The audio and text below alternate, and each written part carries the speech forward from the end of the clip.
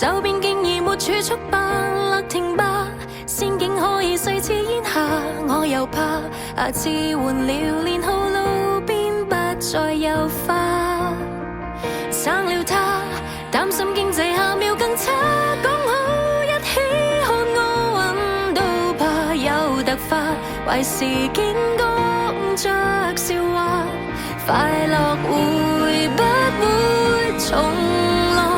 這刻你再忍一下，怎會毫無代價？明年保了壽命，誰說一定有伴侶與東京？